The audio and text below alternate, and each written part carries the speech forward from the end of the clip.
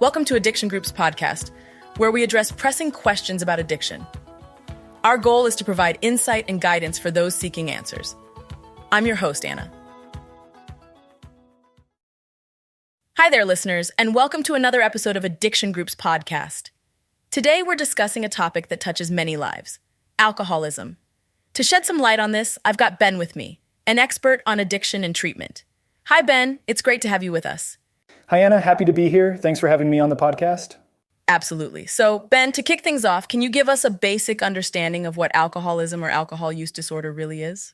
Sure. Alcoholism or alcohol use disorder is essentially a condition characterized by excessive and compulsive use of alcohol. It's a chronic issue that comes with harmful consequences to a person's health, personal life, and social responsibilities. There's a lot of debate around whether alcoholism is hereditary. What's your take on that?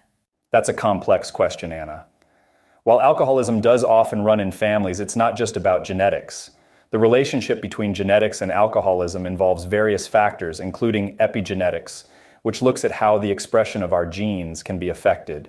And are there specific genes that make someone more susceptible to alcohol addiction? It's not about one single alcoholism gene. There are multiple genes that can influence a person's risk for developing alcohol use disorder. Some genes may increase the risk, while others might decrease it. Sometimes in quite direct ways, like how some people of Asian descent have a gene variation that can cause negative reactions to alcohol. That's really interesting. How does this genetic aspect affect how the brain deals with addiction? Genes can play a role in the numbers and types of receptors in the brain, which can affect how neurotransmitters like dopamine are regulated. This is crucial since dopamine is part of the brain's reward system, which is highly influenced by addictive substances. I see. So, looking at the other side, what role does the environment play in alcoholism? A significant one. The environment, including family influences, societal norms, stressful events, and even marketing of alcohol, can have a substantial impact. In many cases, these environmental factors shape attitudes and behaviors related to alcohol, even overshadowing genetics to some extent. It does sound like children with alcoholic parents might be at a higher risk then. Is that so? Yes, they're about 4 times more likely to develop alcohol problems. But remember, it's a mix of genetics and the environment, and over half of children of alcoholics don't end up abusing alcohol themselves. Now, what can lead a person to develop alcoholism? Multiple factors. It could be steady drinking over time, starting to drink at a young age, family history, or mental health issues like depression. Traumatic events and even certain surgeries like bariatric surgery can play a role, not to mention the broader social and cultural influences. Given all of these factors, is alcoholism preventable at all? While we can't say it's entirely preventable, there are measures to reduce risk: education, promoting responsible habits, and support for at-risk individuals. Recognizing alcoholism as a medical condition, not a moral failing, allows for better prevention and treatment.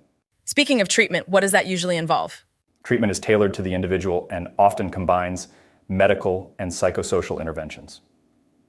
This might include detox, medication-assisted treatment, therapy for co-occurring mental illnesses, behavioral therapies, and support groups like Alcoholics Anonymous.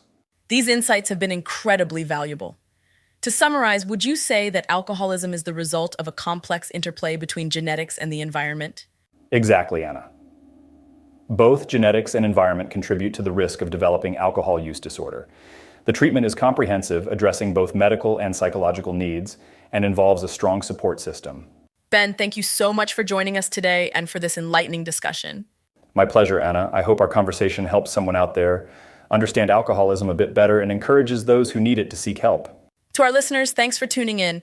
Remember, there is always hope and help available for those struggling with addiction. We'll catch you next time on Addiction Group's podcast. Stay well.